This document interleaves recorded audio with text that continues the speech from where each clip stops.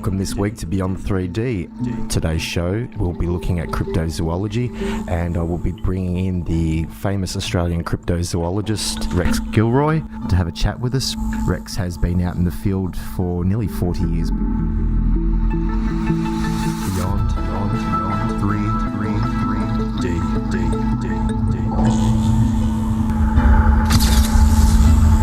A prehistoric cave deep below Australia's Nullarbor Plain. Okay, I'm down. This is one of the country's most remote and barren places, but it holds a secret that's been hidden for 500,000 years. You know, this is something that us paleontologists dream of every day. And this is, without doubt, one of the most important paleontological discoveries ever made in Australia.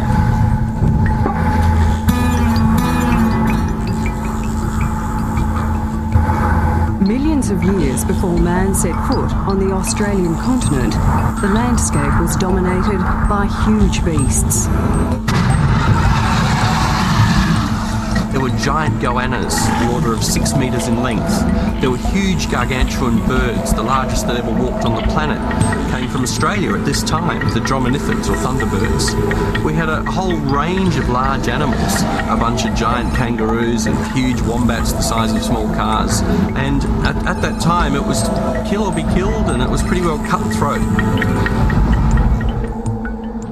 At the top of the food chain was a vicious killer. Much of what scientists knew about this creature, however, was simply speculation.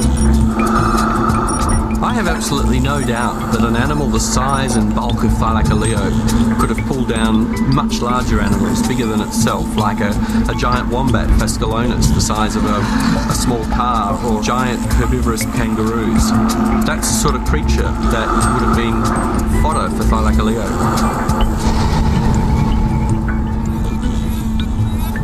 Thylacoleo was first identified about a century and a half ago from bone fragments found in caves near Lake Calongulac on Australia's east coast. So Richard Owen described this animal back in 1859, the time Charles Darwin had just written his book on the evolution, as the fellest of predatory beast. And he called it Thylacoleo carnifex. Thylacis for pouch, leo for lion, carne for meat, and fex for cutting. So this was the meat-cutting marsupial lion. But of course, it's nothing to do with lions. For decades, paleontologists have argued about this creature. Much of what Owen deduced about Thylacoleo could not be backed up by science.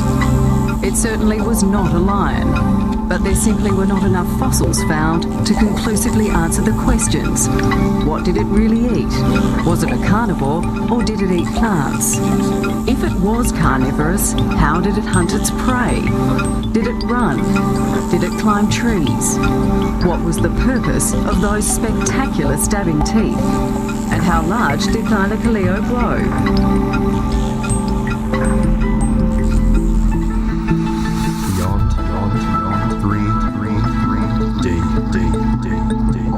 Our next guest on Beyond 3D has spent the best part of the last 30 plus years writing articles and self-published books on cryptids and the unexplained or speculative phenomena. His work focuses on out-of-place animals, UFOs, a lost Australian ancient civilization, and he has documented over 3,000 reports relating to the Yowie. Rex Gilroy, it is an honour to have you as a guest tonight on Beyond 3D. Thank you very much, Glenn. Thank you for It's a pleasure to be on your show. Thank you for joining us. Rex, our show tonight focuses on cryptozoology, and as the Australian godfather of the Yowie, I'd love you to firstly educate our listeners on what a Yowie is exactly. Well, he's no hairy monster running around the bush. There are so-called researchers that are looking for that. They're on the dead end. But really, the Aboriginal people created the Yowie out of 4 different races of early Stone Age hominins, and I believe the remnant populations of these creatures, people, whatever, are still with us. The hairy man the word Yowie means hairy man, and it stood for people that wore animal hide garments. And the Yowie, the traditional Yowie, really wore animal hide, that is kangaroo fur garments. He made stone tools and even fire by friction. This is more in keeping with Homo erectus, our immediate ancestor, and fossil evidence of him is in my possession that I've found over the years here in Australia. Certainly, there was this ordinary height tool-making hominin, which we believe to be the average Homo erectus, our immediate ancestor, and then there was the 12-foot or 3.66 metre tall, or a bit taller, giant form of Homo erectus, and he's called the giant hairy man in Aboriginal folklore. Then we have the little hairy people, the pygmies, of which there's more than one type of pygmy in Australia in ancient times, and these have been once again turned into a composite pygmy race. But they were tool-making, fire-making, fur-hide-clad beings too. And then there is the fourth type, and he is the true hairy man, and there's Aboriginal people who will say that the Yowie was based on this creature, and that is an Australian form of Australopithecine. The Australopithecines are supposed to have never left Africa, but on January 5th, 2005, here at Katoomba, I excavated a skull, a very primitive mineralised, partly intact skull of an Australian Australopithecine, very much like Australopithecus robustus in Africa. And I believe that about several million years ago, these creatures did start to leave Africa, and they migrated up into Asia, into the land shelf, which then existed continuously right down to Australia, and they were able to walk in here by about 4 million years ago. I have fossil footprints that go back that far here in Australia. Giant hominins, small ones, that show Australia's Stone Age history is far, far older than the Aborigines. We'll never really know who the first Australian was.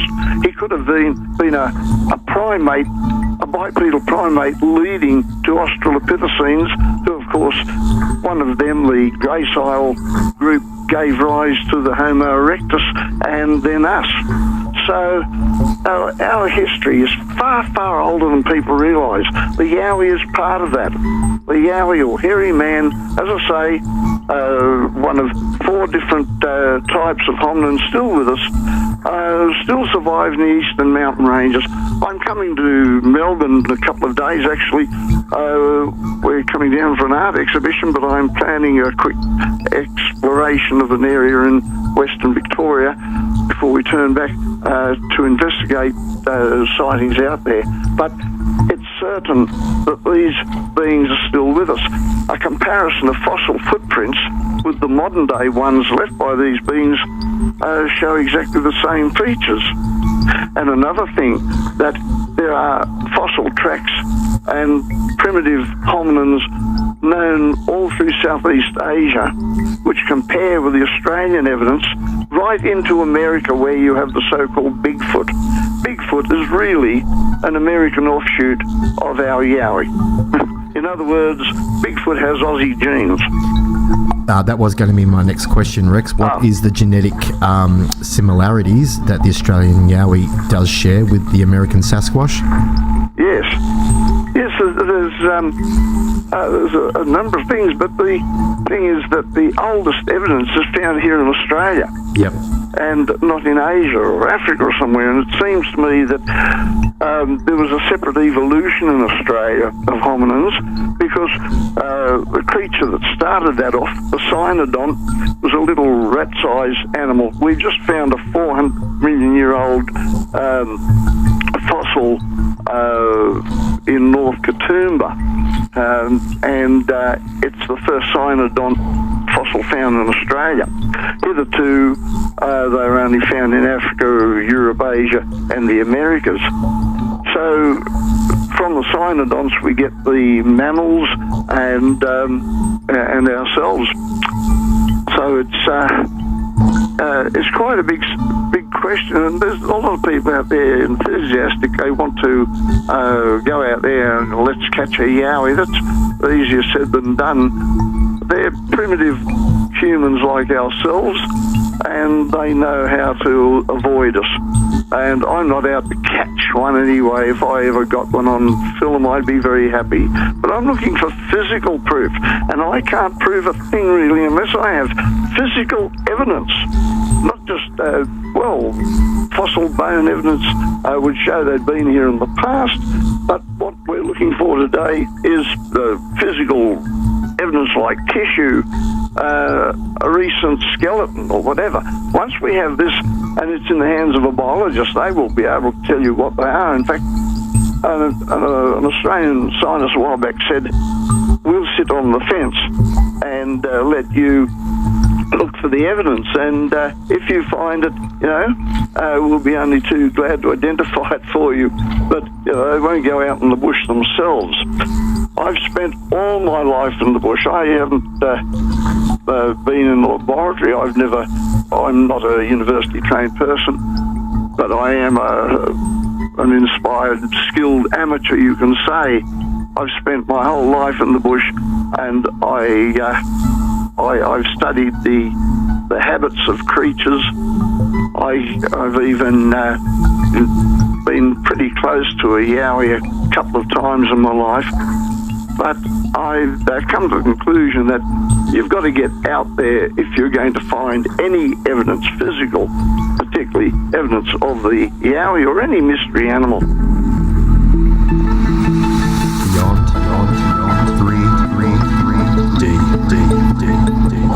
Deep in the cave, John Long and Gavin Prideaux have reached a major milestone.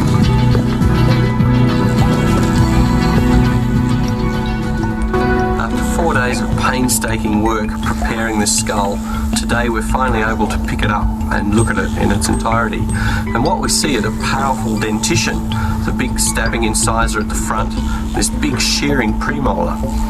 When we look at the lower jaw, we see a similar arrangement, a powerful stabbing incisor at the front and a shearing premolar and molar, which act like a pair of secateurs to cut through the flesh of giant 3-metre kangaroos or big diprotodontine marsupials.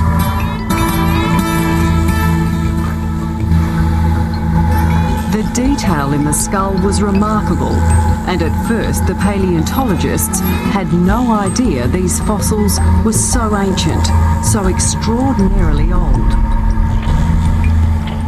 In fact, it looked so well preserved, I was thinking it might only be a few thousand years. It might be one of the youngest skeletons of megafauna yet discovered. So the first thing I thought about was we should take some samples to test for ancient DNA. Now, DNA is the building blocks of life that we all have, and it's the blueprint for every species on Earth. In modern creatures, it's easy to take a tissue sample and extract the DNA out of it and to characterise that species by the gene combinations and so on, the chromosomes. But when we look at fossils, it's often difficult to get DNA unless you get very good preservation. Now, in some cases, animals that have died in the last few thousand years have residual DNA within inside some of their bones and teeth, and these can be extracted and studied and see how they fit into the big picture of life. Unfortunately, we didn't get any DNA out of those bones, but then the reason why became obvious when the dating results came in. The skeleton was far older than we'd ever imagined. It wasn't a few thousand years, it wasn't a few tens of thousands of years, it was probably 500,000 to 1 million years old.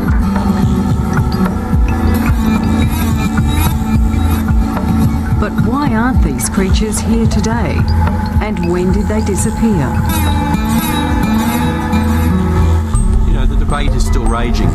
Some people argue that this time period coincides with humans coming into Australia, and it would have been quite easy for people to hunt out the large, lumbering herbivores, and then the rest of the food chain might have collapsed, and creatures like Thylacoleo wouldn't have had enough food to eat and would have become extinct. Another argument argues for the rapid climate changes that Australia's and the rest of the world's experienced. If you can go into a maximum ice age and out of it again in the period of 10,000 years, then you could certainly have major changes that put pressure on the environment and the animals that live in it. So the debate still rages. I tend to favour the idea that it would have been fairly easy and quick for people to hunt out the big herbivores and cause collapse of the food chain, but we still haven't got any direct evidence of it. We're still waiting to find a Thylacoleo or a diprotodon with a spear in it, but maybe we never will.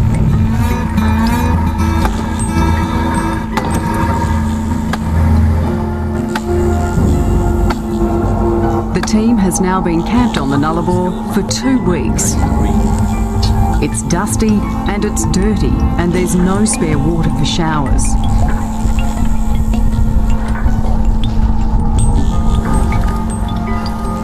Mounting an expedition of this size is a major undertaking. Camping this far from civilization, the team must be prepared for anything. There is no quick rescue out here if something goes wrong.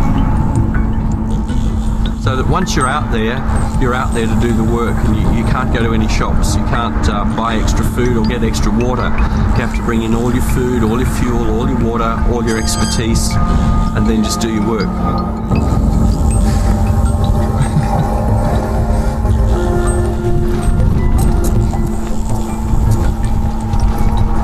The weather conditions were often extreme.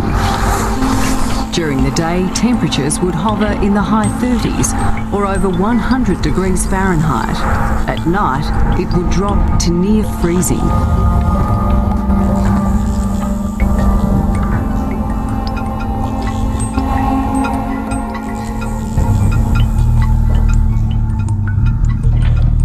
But regardless of the weather conditions in camp, deep below the ground, the temperature never changes and the work goes on.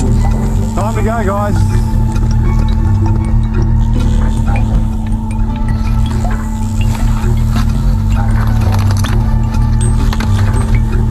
It's dangerous work for the paleontologists as they labour in the darkness day after day.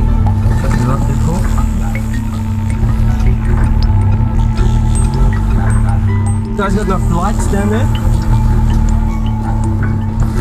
Fossils are not always draped on a nice flat surface. They're wedged between cracks and then sort of dribble down into the spaces between the rocks below. One has to often crawl down between the spaces between the rocks and come in from underneath to get the remainder of the bones, and sometimes the rocks are fairly precarious, so there's an element of risk when you're doing that, but really the adventure's worth it. Beyond 3D. At the moment, we're looking into fresh tracks of the Australian Panther, which is not a panther, it's a marsupial cat, possibly related to Thylacoleo, carnifex, extinct marsupial lion. Once again, a lot of desk scientists are telling us these things have been extinct for thousands of years, but for anyone that gets out there in the bush, we tell a different story. In the Wallandilly Valley here on the Blue Mountains, a few months ago, I found a couple of tracks in a little mud patch that were about an hour old. They were identical to Australopithecine fossil tracks.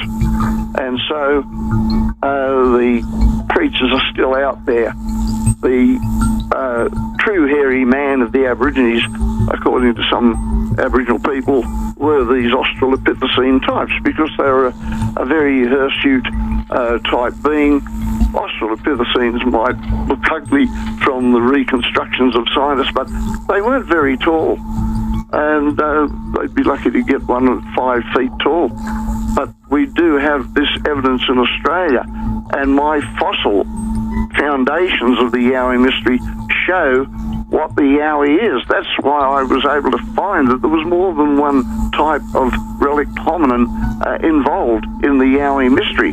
And I caught off guard a lot of people that were out there looking for a hairy monster. Of course, money's involved. They think they're going to get some sort of reward if they shoot one or capture it. And the only reward they'll get is probably jail, because majority of these sightings and evidence comes from national parks. Rex, you would, do you believe that national parks are fully aware of this hominid in existence? I've spoken to rangers when they haven't got any witnesses around, and they've admitted to a lot of things. Yes, one even said during a fire here in the mountains once he was in a light plane with another man watching the progress of a bushfire, and he saw this hominid moving over a rock formation in the Gross Valley. And in another case, there was a small family of about 4 beings, male, female, couple of juveniles, seen moving across rock ledge up in the Wallamai Valley, I should say, to the north of the Blue Mountains here. And there's country out there that, modern humans have never been into, and is virtually inaccessible. And so in that sort of terrain, any creatures unknown to science could very easily escape detection. Rex, are we talking about a species that migrates or that has a habitat and a territory? Well, Homo erectus was a hunter-gatherer, like our Aborigines were in the old days, and so they moved from place to place. As the food source ran out, they moved on. They might inhabit a rock shelter or two along the way, but they certainly didn't settle down to any permanent settlements. And there's a lot of nonsense based on similar nonsense from America by if they could be Bigfoot hunters, and they claim that the Yowies put tree markers up. They get one tree, broken off tree limb, say on the ground, and they'll lean it against another tree, and that's a marker saying this is my territory. That is nonsense. You go into the bush after a heavy wind or storm, and you'll see a lot of trees leaning against one another and whatever. But I believe in common sense research, and that's what my book, The Yowie Mystery, Living Fossils from the Dreamtime, is all about. In fact, the latest edition is called An Update, and it deals with the anatomy and physiology of relic hominins. It's more concerned with their physical structure, their fossil remains, and the habits that we know them by, what foods they have. The Australopithecines were vegetarians, of course, and so they go for certain types of berry and fern roots, yams. The Aboriginal people have got quite a list of food resources of these hominins, and they'll even tell you that the tool-making, fire-making Yowies, the Homo erectus type, are still out there, and they're tight-lipped about many areas where they live.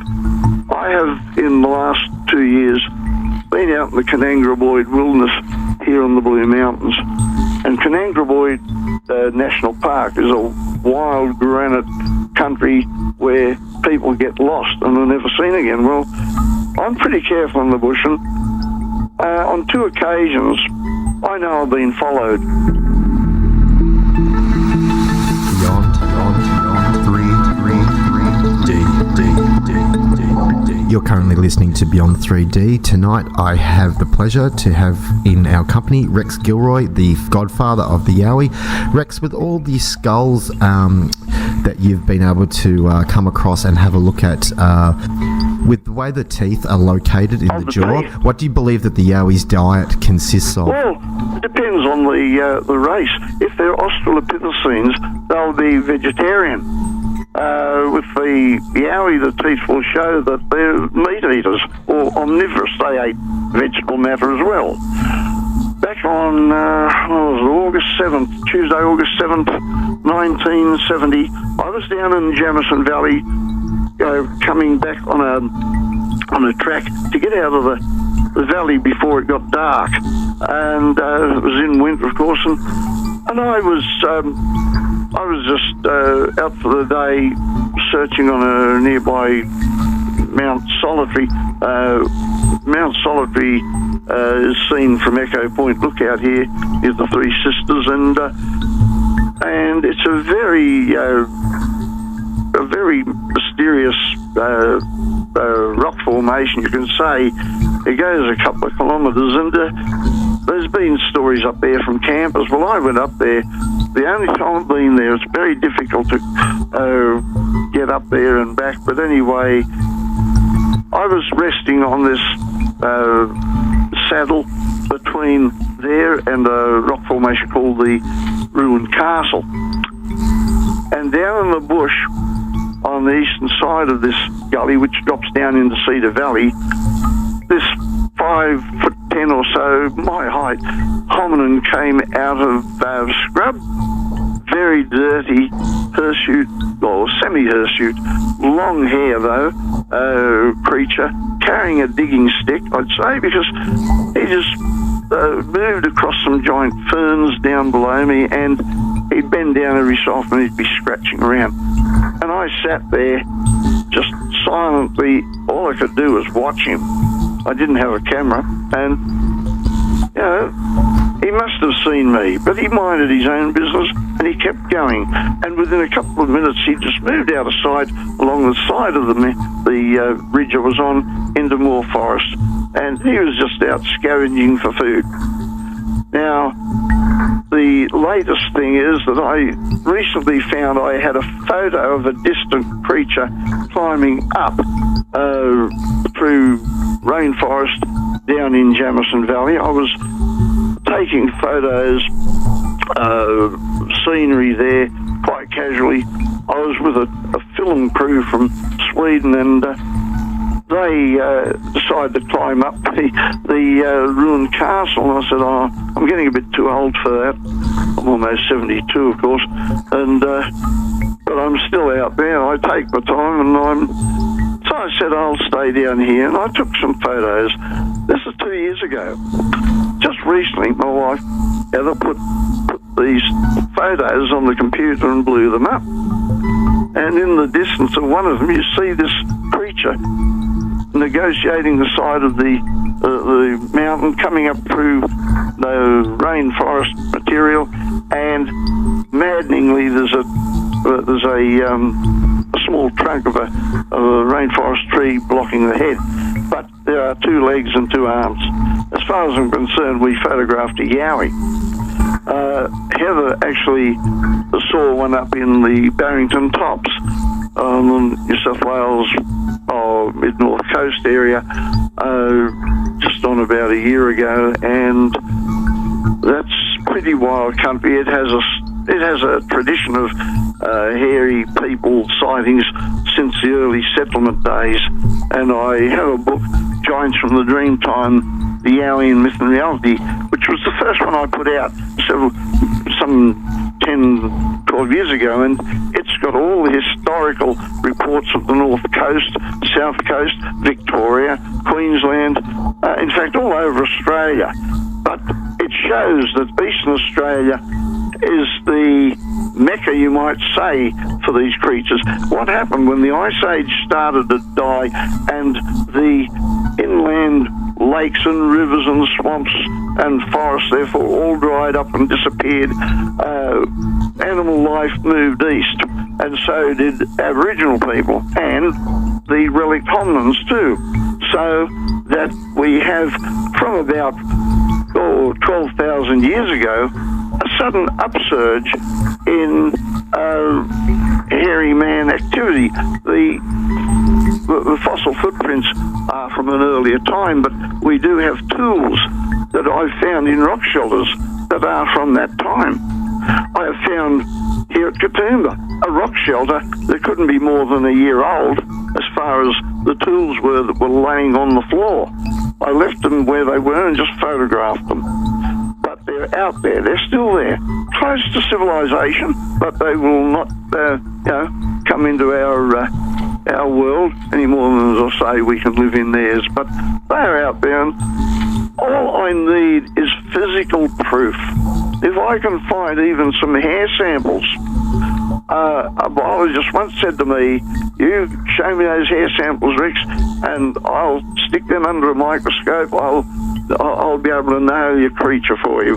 He said, all you need is that physical proof. I said, well, all I'm after is an open mind from the scientific community and to sit on the fence and let me look for that evidence, and if I find it, great. But until then, we must keep an open mind. We just cannot say something doesn't exist, it's not in the textbook, or it's extinct, and therefore it's no use wasting time looking for it. This is what they're saying in Tasmania with the Thylacine. I saw a Thylacine here at Katoomba. No, not Katoomba, Meadow Bath, west of here, in 1972. Late at night, I was being driven back to Katoomba, and on the night of Tuesday, the 12th of February, 10:30 p.m, this girl that was driving me back to Katoomba told me she'd seen this striped-bodied, dog-like creature on the Great Western Highway when there's no traffic around at that time of night. And this was a fortnight before, and I thought she was having me on, and then this night, here it was ahead of us, and she was driving a bit fast. I told her to slow down. Anyway, when we saw this thing in the headlights, she screeched to a halt. We were about 8 foot in front of it. It was mesmerised by the lights for at least 30 seconds. And all I could do was get a mental picture of that creature till I got home, drew down what I saw, wrote up what I remembered, and as far as I'm concerned, I saw a mainland thylacine. In Tasmania, they're supposed to have been wiped out, and that's a sad story in itself, but the thing is, they're still out there. There's still some left. And the Tasmanian Wilderness Society is now fighting a courageous battle with their government who want the timber industry to clear old-growth forests, because the Thylacine's extinct now, it doesn't matter. But there's other creatures that rely on old-growth forests and new ones for their survival. So it would be morally wrong to tear down all these old habitats just because the Thylacine is officially extinct, yet people are still finding them. 2 years ago, Heather and I found fresh tracks down in the Roseberry district at the north end of the Western Tiers, and that's wild country. And as far as I'm concerned, they're still here. I got casts of those tracks, and I compared them with ones I found here on the Blue Mountains. The Thylacine is still with us. Look, we've got to do something about preserving habitats of these creatures, which of course will help the Yowie, the Australian Panther so-called, and a number of other mystery animals. Rex, that sounds absolutely fantastic. Hey, I've got another question for you. What do you perceive is a current hotspot for Yowies at the moment? Well, let's say that the Blue Mountains are a vast area, and there seems to be an upsurge in sightings because of environmental conditions elsewhere, and climate change has played a big role in the movement of creatures, but at the moment we seem to have a good number of sightings up here on the mountains. Now there are individuals, jealous rivals you can say. I don't talk about this much, but there are people who want to pull me down. I'm an old man, I'm 71 until next week, and they think, it's time we got rid of him and we'll take over. Heaven forbid. They're the most unscientific people you can imagine. In fact, there's been attempts to try and discredit my scientific approach with the use of fossil skulls to show the fossil foundations of these creatures. Well, you've got to know what you're looking for. So you're saying, let's go out there and a Yowie without knowing which species or race, their habits, their environment, even from the fossil record. You've got to know what you're looking for. These fellows think that they're a big hairy monster. They're being caught out. They realise they're wrong, so they're trying to prevent me from getting across a scientific argument for what we really should be looking for, they're on a dead end. There's people that want to link the Yowie with Bigfoot. Well, it's one and the same creature. But there's people that want to link it with giganthapithicus, a giant ape from the Pleistocene that inhabited Asia. We do have 1 million or so year old fossil footprints of enormous size of this particular ape. His tracks are identical to recent ones left by the Yeti. I believe that the Yeti, giganthapithicus, are actually one and the same creature, and that they're still out there in Asia. But they've certainly been extinct in Southeast Asia for 350,000 years, going by fossil remains, and here in Australia they seem to have vanished at a very early period. But they belong to a group of apes called the Thylacinus, which produced a lot of small creatures as well as giant primates. And there's an unknown history of giant creatures here in Australia. We have evidence of 5 to 6 to 7 metre tall hominins going by gigantic footprints. We have giant giganthapithecine-like fossil tracks and average size fossil ones. On a rock shelf up in Carrai Range, west of Kempsey, in the northern New South Wales mountain forest there, back in 1978, Heather and I found a fossil footprint of a giganthapithecine going back 1 million years. And so all this fossil evidence, you can adapt to any recent footprints. You can show the creatures haven't really changed much, but certainly as far as Australia goes, there's no giganthapithecines here. Beyond 3D. And you're back on Beyond 3D. Our current guest at the moment is Rex Gilroy. Rex has spent the better part of his entire life researching the Yowie. I'm sure, Rex, you've taken many plaster casts in your time. Are you able to work out size and weight from a plaster cast of a Yowie? Yes, we can work out the size. Given distortions in mud and things like that, you're very lucky to get a perfect footprint, but I do have them. And I've been able to match them with the New Zealand Moai Hao, the hairy man or hairy people of the forest. They got into New Zealand via an extension of the land shelf before it sank at the end of the Ice Age through the sea level rises. And that was the so-called lost land of Wangarawa of the Moriori people. And the tools that we're finding in New Zealand, fresh and otherwise, are of Homo erectus type, and these are, like the ones in Australia, comparable with the Stone Age ones going back 500,000 or 1 million years.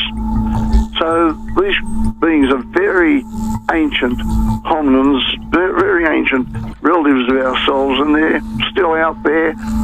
They could linger on for a long while yet. As long as their habitats are intact, they could survive indefinitely. But I think the march of evolution, I think they're going to vanish someday. Not in our lifetime, but their lifestyle is extremely primitive, and it's not unlike the Aboriginal hunter-gatherer society. And they don't just get around in singles. There's been male and females, there's been family groups, and the country they inhabit is so inaccessible that it's quite likely they'll always be able to avoid human efforts to trap them and whatever. I am against any of this nonsense.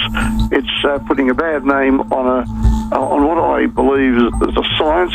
I am the father of Yowie research. As I've said, I'm known as the Yowie man, the Australian Yowie man. I started when I was 14 years old at Liverpool Boys High School with a book on Aboriginal myths and legends which mentioned the hairy man. That was in August 1957, and I know that from there on in I became infatuated with him. And I had another book on Australian wildlife which mentioned the Tasmanian Tiger. it was written back in the 30s, this book, and it showed that it even then talked about the panther, which is some mystery creature the scientists didn't know anything about. Well, I've studied the paw prints. The paw prints are marsupial in structure. And so, obviously, we are not dealing with an Asian panther. We're dealing with a marsupial carnivore whose general physical structure, you can say, would match the skeletal formation of the marsupial lion, Thylacoleo carnifex. And I believe it's an offshoot of that. It's one of a number of marsupial cats from the Ice Age that's still with us. Sounds amazing, Rex. Getting back to the Yowie, what's the biggest print size you've cast? The biggest size? Well, on the old scale, not much on the metric. You've got an average male would be about 5 to 6 foot high, and females about 5 foot. The giant hairy man is about 3.66 metres in tall. That's 12 foot in height. And as I say, the footprints of Homo erectus, giant or otherwise, are basically the same shape. And when you get our own foot next to them, there's very little difference. So we're not talking the same size species that can be found in North America? No. Well, yes and no. You see, Sasquatch or Bigfoot, common names for them. Well, Sasquatch is the traditional Amerindian name for them, but they're found all the way down into Terra del Fuego in South America. There's populations of them there. Primitive hominins entered the Americas by 1 million years ago. I've just completed a book on this, and we went to America last October to investigate evidence on Bigfoot, but also the Australian megalithic civilization, the Uru, which I claimed crossed the Pacific to leave traces there. We found Uru rock script mixed with Amerindian scripts in California and other areas. In fact, there's even an image of a Bigfoot among them. But the Bigfoot, so-called, is nothing more than giant Homo erectus. And the oldest evidence for giant Homo erectus is in Australia. And I do have a skull endocast, which is about 40 centimetres in height. The lower jaw's missing, and it's about 60 centimetres in length. And it's a narrow type of skull, that is dolichocephalic. All your primitive hominins, like the Australopithecines down to archaic Homo erectus, had long, narrow brain cases. And of course the eyes were, or rather the brain was located behind the eyes because there was no forehead. As the forehead evolved, the brain moved upwards and the skull changed accordingly. Scientists today even argue that we're still Homo erectus, we just changed the shape of our skulls. Well, that's the point, but the evidence is that the oldest evidence for Homo erectus is not in Java, it's here in Australia, and we were connected. Java and all those islands of today were part of one single land shelf with mainland Asia. And so anybody could have walked down here in an early period or up. And I believe that primitive primate-type creatures that descended here from the cynodont group and another offshoot called Plesiadopus evolved here in Australia and went on independently to evolve into these primitive near-human creatures, that some of which migrated out of Australia into the old world. And of course Homo erectus, he was first found in Java, so everybody called him Java man. If it had been in Australia, it would have been Australian man. And this is what I'm trying to show, that Australia is the birthplace of modern humans.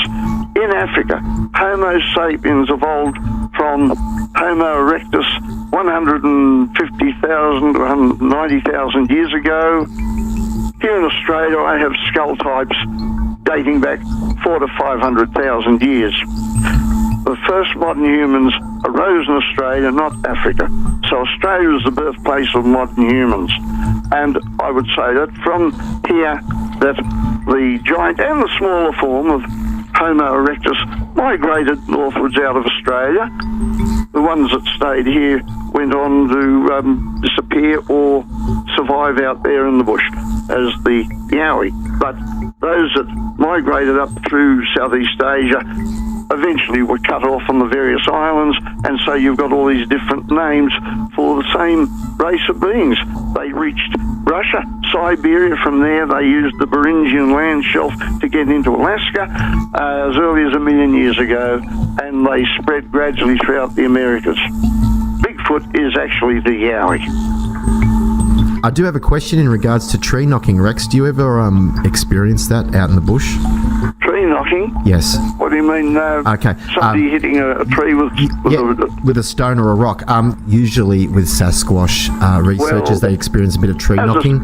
I know what you mean. There's a lot of nonsense going around. The Yowie tree marker, for example. One fellow up on the Gold Coast, he got a lot of stakes, laid them against an old chicken pen and said this was a Yowie markers, and he got the press in it. But he's made such a joke of himself, and even scratching his arms and then picking up the phone and saying, "I've just been attacked by a Yowie." I mean, he's really ruined his own credibility. He had none anyway to begin with. But these people have turned my 45-something years of effort to get, well, I've been doing it longer than that, but for 40-something years now, I've been trying to get scientific credibility. And there was a time when the scientists wouldn't touch me, wouldn't touch the Yowie with a barge pole because of the antics of a few wackos. I'm a serious researcher. I don't take my work lightly, and I've been interviewed by wacko journalists occasionally on television or radio years ago, live on air, who've tried to turn my work into comedy relief, and I've just gotten up and walked off the set because it's detrimental to my life's work as a serious researcher and a scientific one. Anyone who comes to the Blue Mountains that's interested in these things is welcome to call in on me. I don't mind sharing my information with intelligent, sensible people, and particularly young ones who are just starting and don't know where to start. Rex. And someday I hope that they'll be in the same situation to educate others. And I'm trying to get to young people that are just starting off, want to study mystery animals or any mysteries, and I say keep an open mind, read good books, don't go along with the wacko fringe, and do your work in a scientific manner. I'm advising a number of young people, and I'm hoping that, I've got a shovel on the not too distant future perhaps, but I hope I'll live a long while yet. But I'm not going to curl up and die. I'm Rex Gilroy, the Yowie man. I've got an image to live up to. They'll find me dead in the bush someday with a lump of rock in one hand and a magnifying glass in the other. But I want to enthuse young people about our bush and to help preserve our environment, our whole heritage. And I want to show them how to look for things, how to record their finds in a scientific manner, and not just go out there with cameras and television crews like some people are doing, and they make so much noise with their big groups and their four-wheel drives that any mystery creature, bird, butterfly, whatever, is gone by the time they get there because they know you're coming. You've got to be quiet in the bush. You've got to be deadly quiet, and I would not go in with a big party. My wife and I, and maybe a third person usually, we have better success at finding footprints of any creature, Yowie or Thylacine, because we don't make any noise and we're not a big group. So if anybody ever captures good photographic evidence, it'll be us, I hope.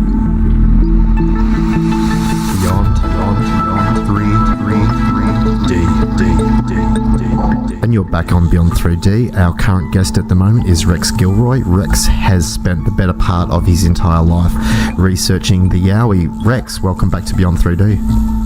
Yeah. Good to have you back, mate. Tell us, Rex, about the time that you were out in the bush and you felt like you were being followed by a Yowie. I was coming back to a campground. Was at the car, and she had picnic lunch and that ready, and I told her I'd be only an hour or two, and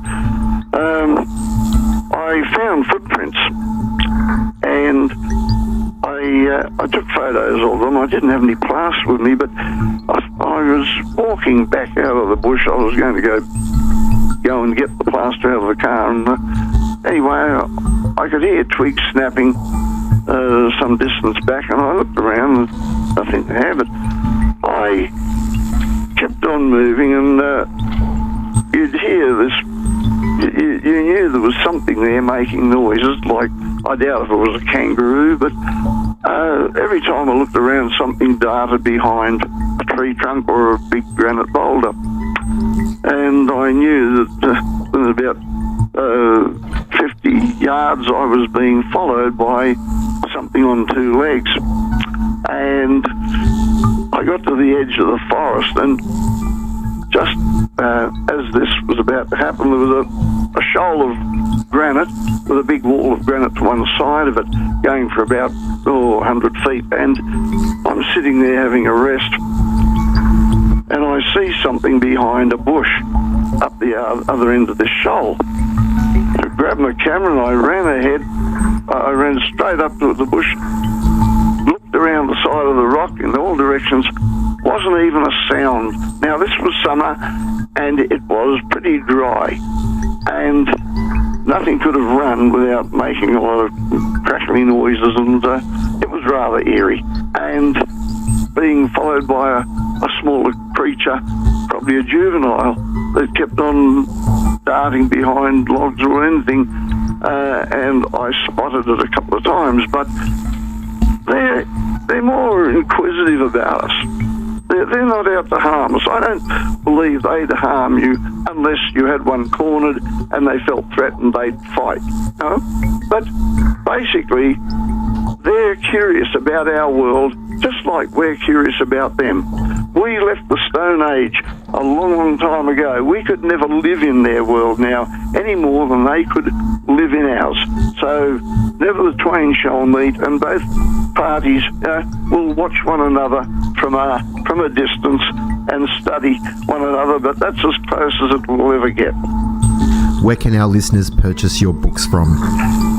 You can contact us here at R&H Gilroy 44 at bigpond.com, and then there's rexgilroy.com. Anyone that's never seen that before won't be the same again after they've seen it. And then we have PO Box 202, Katoomba 2780. Yes. Thank you very much, Rex Gilroy, for joining us tonight on Beyond 3D, and for all your hard work that you and Heather have put in over the decades in researching everything from the Yowie to the Thylacine.